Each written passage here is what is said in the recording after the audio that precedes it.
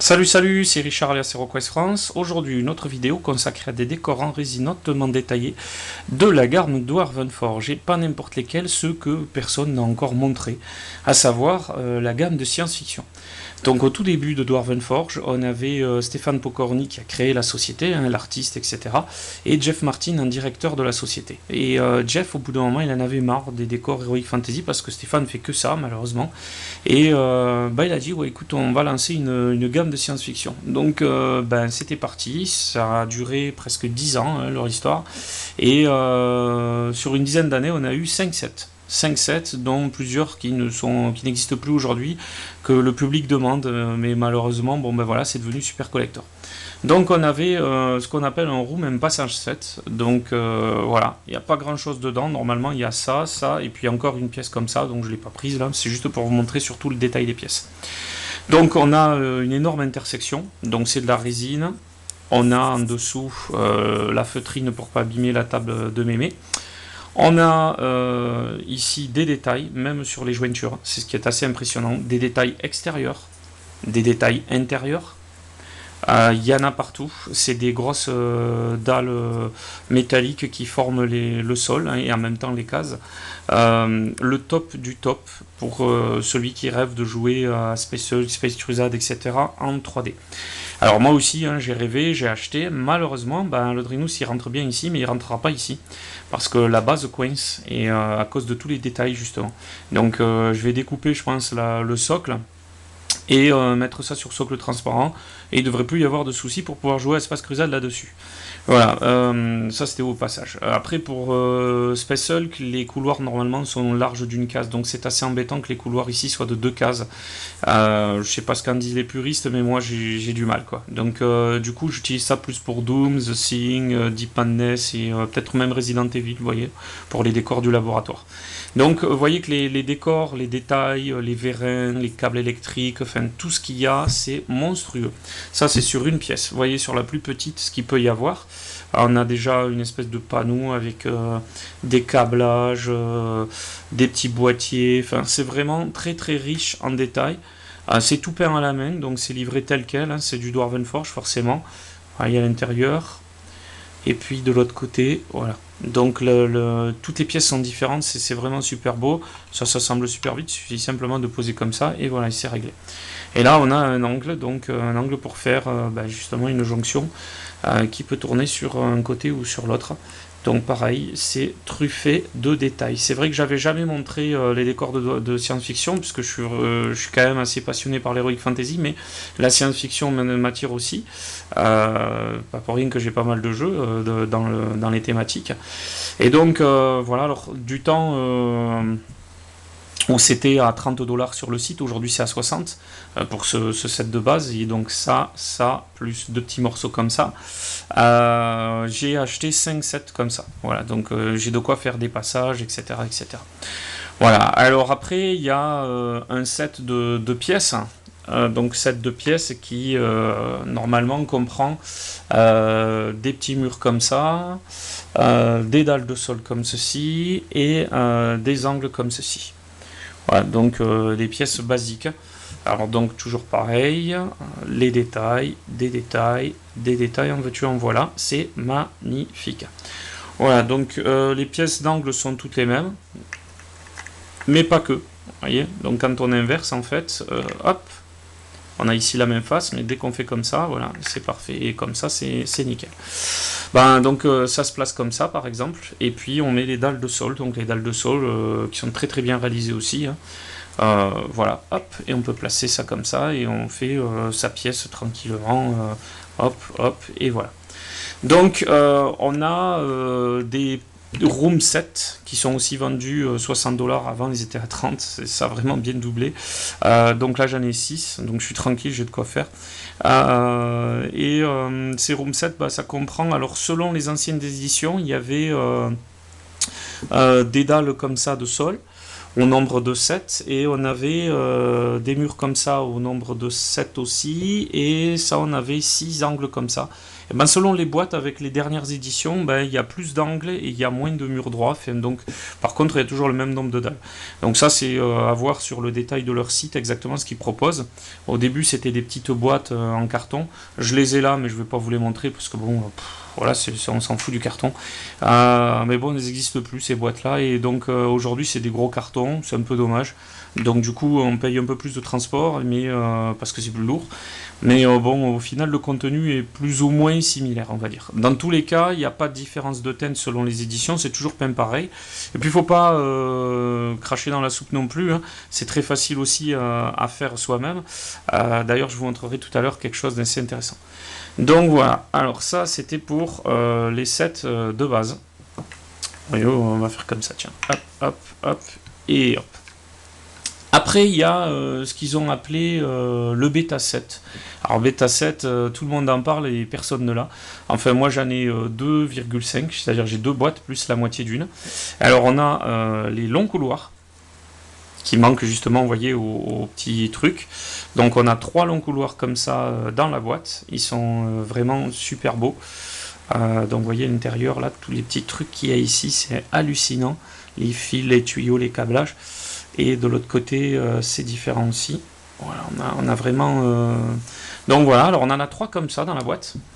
Ensuite, on a des pièces que j'aime pas, que ce soit donjon ou truc. On a des cercles comme ça, enfin des arcs de cercle, des demi-arcs de cercle, des pièces tournantes. Et ça, j'aime pas du tout parce que, ben, vous voyez, avec les cases, c'est le gros bordel après. On ne sait plus trop si ça c'est une case, si ça c'en est une, si ça c'est une moitié. Alors si ça c'est une case, si ça c'en est une, ça c'en est une autre. Il y en a que 3 et là il y en a beaucoup plus. Et après avec les diagonales, bon, on est perdu, donc ça j'aime pas. Bon, il y en a 3 aussi dans le bêta 7. Bon voilà, donc petite pièce qu'on peut placer comme on veut. On a enfin dans le bêta 7 des larges murs pour faire de grandes pièces. Donc ça c'est le top du top, hein, parce que franchement si on n'a pas ça, on galère pour faire des pièces. Donc voilà à quoi ressemble le dos des pièces et l'intérieur. Voilà, donc vous voyez, on peut hop, directement placer ces trucs comme ça. Et on fait au fur et à mesure son donjon. On a aussi dans ce fameux bêta 7 donc des pièces tournantes, des angles. Mais des angles qui tournent, donc voilà, hein, donc arrondis, c'est joli. Et si on veut utiliser par exemple l'angle ici, et puis continuer le chemin, ben, on a les pièces complémentaires ici, qui se placent au dos. Donc pof, et voilà. Et donc du coup, on peut par exemple faire un truc comme ça, ça gêne pas. Là c'est ingénieux, je trouve, c'est sympa. Bon par contre voilà, ça limite le décor là ou les mouvements puisqu'on a des moitiés de cases. Bon, c'est juste pour la forme extérieure, je trouve que c'est une très très bonne idée. Dans ce set on y retrouve aussi la même chose mais avec des angles comme ça coupés en deux. Donc c'est vraiment original. Donc on peut fermer la pièce tout en maintenant voilà, une partie comme ça. Donc là, par exemple, si je m'amuse à faire ça, je peux mettre ça comme ça, hop là, et puis je peux fermer ça, tout en faisant une pièce pour le truc à côté. Voilà, donc là, hop, on place tout, et voilà. Et vous voyez à peu près ce que ça peut donner comme décor. Dans ce bêta 7, on retrouve des fenêtres. Alors là, c'est les fenêtres du pauvre. Hein. Ils ont juste fait ou un sas, on ne sait pas trop. Il y a un trou. Voilà, donc c'est un peu dommage. Il n'y a même pas de vitrage, il n'y a rien du tout. Bon, c'est vraiment bête. Je suis un peu écœuré là par ça. Mais bon, c'est original. Ça donne, on va dire, un petit côté supplémentaire. Vous voyez, pour un petit passage, je sais pas moi, un petit passage qui partirait comme ça. Voilà, et vous auriez, je sais pas. Bon, ok, ça vient dans le bêta 7. Qu'est-ce qu'on a d'autre normalement, donc, on a... Ah oui, j'ai oublié une pièce cruciale. Dans le premier set, on a l'angle, on a le passage en T et le passage en croix, mais surtout le passage en T, je ne l'ai pas montré, quel imbécile. Donc voilà, le passage en T. Donc, hop, toujours pareil, des super décors d'un côté, à l'intérieur, sur les côtés, dans les angles. Voilà, donc là on a un ordinateur dans le couloir, etc. pour commander des portes, des sas, peu importe. Donc vous voyez, hop, je peux m'amuser à placer ça là. Hop, hop, hop, hop, hop. Voilà, et puis je peux placer ça et je continue à faire ma salle. comme je l'entends en fait, comme je le souhaite. Et voilà, et ça je peux mettre ça comme ça, et ça comme ça, et puis ça comme ça, et voilà. Bon, vous voyez en quelques secondes comment on peut fabriquer des décors. Bon, il y a autre chose dans le bêta 7, mais je vais y venir. Donc, ensuite on a un alpha 7. Un alpha 7, c'est quoi un alpha 7? Alors l'alpha 7, c'est ces petites pièces, donc un sas carrément qui s'ouvre avec la spirale. Voilà, et l'échelle qui descend dans l'hyperespace. Voilà, donc on a ça dans l'alpha 7. Vous allez me dire, il n'y a que ça. Non, non, rassurez-vous, il y a aussi des piliers. Donc il y en a 4. Donc là, je vous en montre que 2. Ils sont tous identiques, de toute façon. Voilà, donc 4 piliers que vous pouvez poser. Voilà, et vous pouvez placer par-dessus donc 2 salles, deux grandes dalles, on va dire, de sol. Enfin, des grandes dalles de sol pour former des pièces. Et vous voyez, il y a un petit truc intérieur là, hop, il suffit de soulever. Alors vous voyez, j'ai même gardé le plastique pour protéger.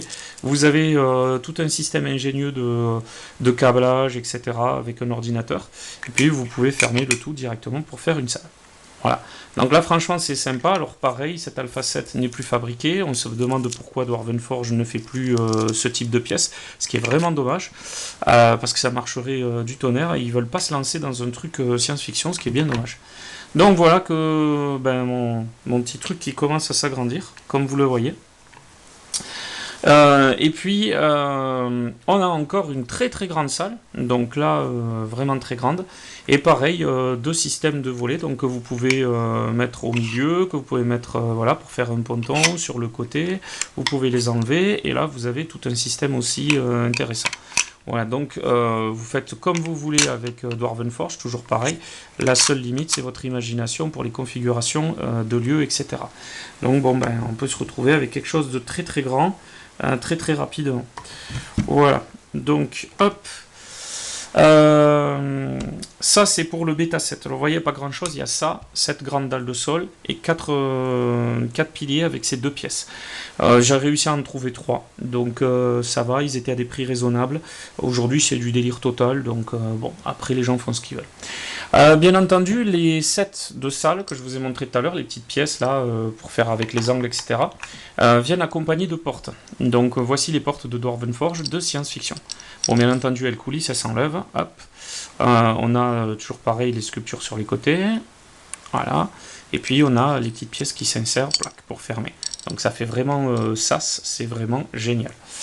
Dans le bêta 7, c'est pour ça que je vous ai dit on va y revenir, on a ce type de porte, les fameuses portes laser. C'est exactement la même chose pour l'arc de porte. Bon, quoi qu'il est différent, c'est vrai que c'est pas tout à fait... voilà, il y a un petit clavier ici numérique avec un petit écran. Et vous avez cette espèce de mur laser transparent, ou champ de force, peu importe comment vous l'appelez. Donc voilà, vous pouvez mettre ça là comme ça, et vous pouvez mettre une porte ici, voilà. Très très facile, ça se place entre 2 cases, pas de souci à ce niveau-là. Donc voilà, donc vous avez vu plus ou moins les pièces intéressantes. Après il y a un set d'accessoires, le Gamma 7, donc vous avez bien noté qu'on a le passage 7 avec le passage en croix, passage en T, petit morceau de couloir de 2 cases de large et un angle. Vous avez le Room 7, les anciennes et les nouvelles versions, avec un contenu plus ou moins similaire, donc avec des angles et des dalles de sol de 2 par 2 et des murs droits de 2 par 2 aussi. Vous avez le bêta 7 avec ces fameux angles, enfin grand passage circulaire, et puis les portes laser, les grands couloirs, et puis les grands murs surtout. Donc voilà, puisque ça c'est intéressant. Et des petits accessoires d'ordinateur que je vais vous montrer. Vous avez l'Alpha 7 avec les dalles de sol et ça. Et enfin, vous avez le Gamma 7, la dernière chose qui est sortie. Donc, dans le Gamma 7, on retrouve quoi? Ben, on retrouve un fauteuil. Donc, un fauteuil qui existe en double exemplaire. Donc, vous l'avez en double. Vous pouvez l'enlever, mais bon, il y a un trou. Moi, ça j'aime pas trop. Voilà, donc vous pouvez placer un fauteuil de commandement, par exemple, ici. Vous avez des ordinateurs. Alors, vous voyez, ça peut faire un gros pilier. Et puis sinon, vous le séparez en 4. Voilà. Alors, à quoi servent les ordinateurs?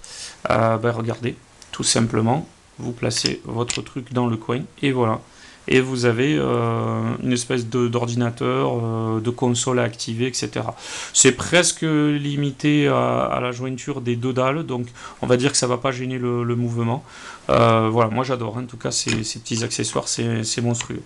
Donc bon, voilà. Qu'est-ce qu'on a d'autre? Encore des piliers. Cette fois-ci, donc, vous voyez, quand on les met tous côte à côte, ça fait une espèce de console. Et puis en fait, ben, c'est juste un petit angle. Voilà, donc un petit angle rikiki avec des claviers, etc. Toujours pareil, vous pouvez le placer aussi dans un angle. Tchac, et là, voilà, vous avez quelque chose d'extraordinaire. Vous avez... alors, dans la continuité, ces espèces de consoles ordinateurs. Donc c'est toutes les mêmes pièces. Voilà. Donc vous pouvez faire une moitié contre un mur. Par exemple, hop, si j'enlève le mur, hop, et que je peux poser, hop, je fais une moitié contre un mur, par exemple. Ou alors, je peux commencer à m'amuser à faire des combinaisons. Alors là, c'est pas top, c'est pas avec ça que ça va fonctionner. Mais c'est pareil, on peut le mettre aussi dans un angle, regardez, hop. Voilà.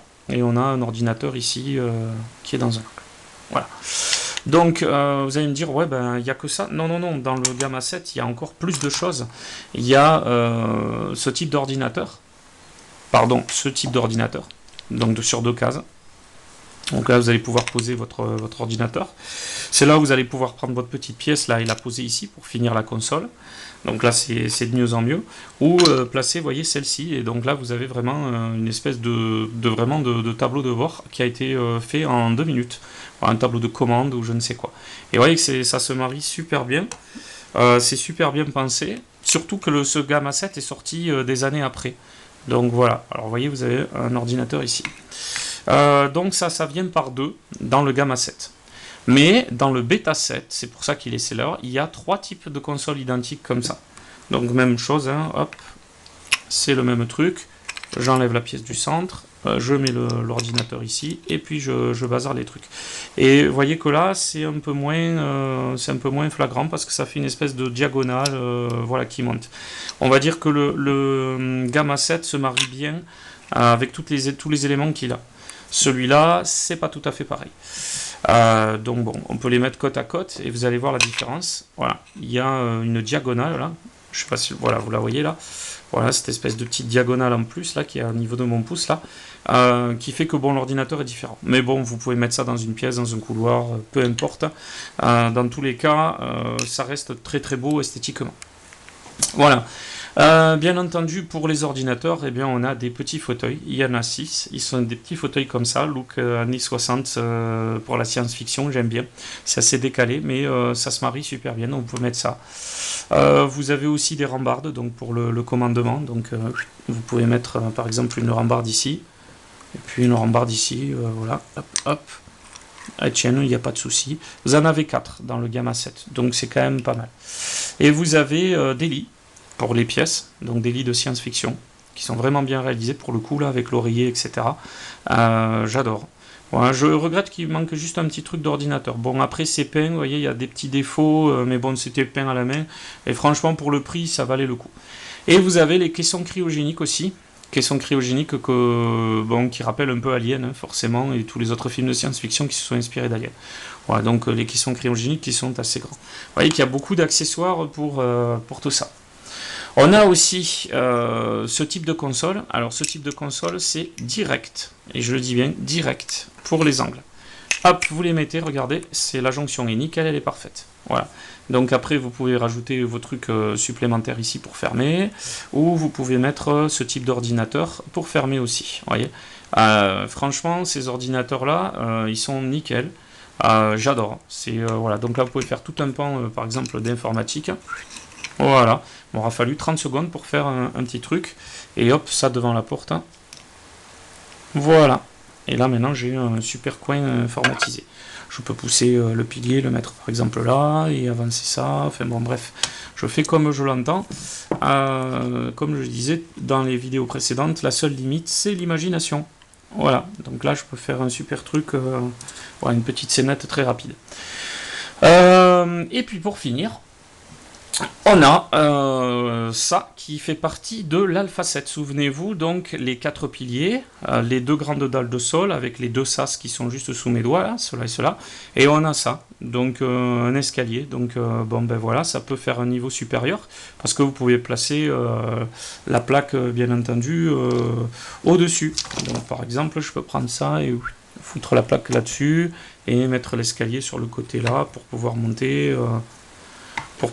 Bon, bref, vous faites ce que vous voulez, ça peut être un terrain d'atterrissage d'une navette, peu importe. Dans tous les cas, ça c'est aussi dans l'Alpha 7. Si vous allez sur le site Rien oublié, rubrique décor, Dwarvenforge, Résine, vous cliquez sur science-fiction, vous verrez le détail des 5 sets. Voilà, sauf que là au moins vous le voyez en véritable. Voilà, la vidéo va s'achever, mais avant, j'aimerais vous montrer quelque chose parce que fut un temps sur eBay, il y a quelqu'un qui a fait des pièces compatibles Dwarvenforge. Donc il a fait une espèce de grande dalle de sol comme ça avec le vide intergalactique, donc je suis de peindre en noir, hein. Voilà, et il a mis cette espèce de grande plaque, voilà. Donc ça pouvait servir aussi pour faire 4x4 cases. Et il n'a pas fait que ça, il a mis aussi 2 espèces de portes là, deux espèces de... Voilà, donc tchac et tchac, qu'on peut placer directement dans les inserts. Voilà. Et donc on a une deuxième option pour les portes. Et ça, c'était des pièces custom, donc très facile à peindre parce que vous voyez qu'en fait Dwarvenforge, c'est du gris métal qu'on trouve un peu partout. Il suffit après d'assombrir un peu avec le pinceau, faire un brush de noir et puis on y est direct. Voilà, mais dans tous les cas... je trouve que c'était vraiment intelligent de faire ça. Il a rajouté ça, alors sur le coup je me demandais ce que c'était, mais j'ai compris par la suite, c'est le capuchon pour le sas. Et en même temps ça peut servir de parabole ou je ne sais quoi. C'était aussi vendu sur eBay à l'époque, c'était sur eBay. Et il n'a pas fait que ça le bougre, il a aussi fait 2 pièces de couloir trouées. Donc ben voilà, si un alien a perdu du sang, ben voilà, on peut passer par le trou. Voilà, donc 2 pièces différentes. Je tenais à le souligner parce que bon, c'est quand même pas mal. Et puis il s'était forcé de copier, on va dire, la structure. Voilà, donc je trouve que franchement, pour le prix, hein, c'était 4-5 euros, je crois, ça valait le coup. Voilà, bon ben au moins vous avez vu ce que c'était que l'univers de science-fiction de Dwarvenforge, aujourd'hui limité qu'à 2 boîtes. J'espère que ça vous a plu. Si vous avez des questions, ben, il ne faut pas hésiter, heroquestfrance@hotmail.fr, j'essaierai de vous renseigner là-dessus. À bientôt pour une prochaine vidéo. Ciao ciao.